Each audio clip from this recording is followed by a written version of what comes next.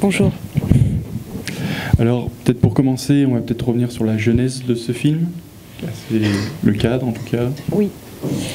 Alors, j'ai réalisé ce film en 2012, donc l'année dernière, c'était le tournage en 2011. Et donc, en fait, c'était à la suite d'une exposition que j'avais fait pour une revue qui s'appelle Cargo Cult. Il y a eu une exposition en marge de cette revue. Et du coup, j'avais fait un montage de cette première rencontre. Et puis ensuite, j'ai eu envie de les suivre plus longuement. Et du coup, je les ai suivis 3 jours. Tout le film a été tourné en 3 jours et c'était un peu improvisé en fait comme tournage. Et je leur ai proposé de les suivre plus longuement dans leur jeu de mise en scène. Et du coup, je les ai rencontrés plusieurs fois avant de pouvoir les filmer, puisqu'ils étaient un peu prudents quant aux images qui étaient faites de leur image, d'eux-mêmes. Donc voilà. N'aviez-vous pas envie de donner aussi la parole aux natifs du coin ? Non, je m'étais focalisée sur l'identité américaine, qui est américain, qui l'est pas, et de quelle manière on l'est en fait dans ce contexte-là. Enfin, plus le rôle que eux se donnent, ça creusait dans ce sens-là, puisque quand on les rencontre, quand on les voit effectuer leur jeu de rôle, on n'a pas idée de quel personnage réellement ils incarnent, et ils se sont fait toute une histoire que j'avais envie de partager avec eux. Est-ce que, en fait, j'ai un peu l'impression d'un entre-deux qui me laisse un peu sur ma faim.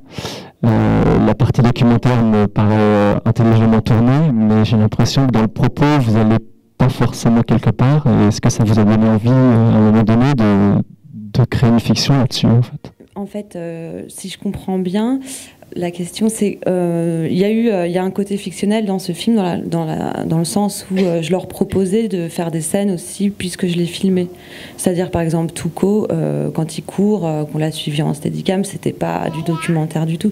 C'est lui qui a proposé cette scène, mais ça reste quand même documentaire dans le sens où ça s'est fait sur le vif et que c'était pas préparé en amont mais que j'ai tenu compte de ces choix aussi, de comment il voulait qu'on montre son rôle dans le film et tout. Donc c'est là-dessus que je pense que la frontière est mince. Parce qu'effectivement, donc Kevin Dust, c'était la surprise, enfin, c'était pas du tout préparé, vous l'avez rencontré sur le tournage. Oui, voilà. Le film, en fait, il s'est fait vraiment sur le fait. Donc j'y suis allée, on était deux techniciens, dont moi.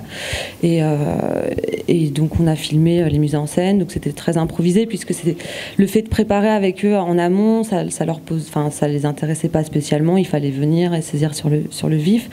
Et j'ai rencontré donc Kevin Dust, qui pour moi donne vraiment beaucoup de corps au film, et c'était vraiment pas du tout prévu.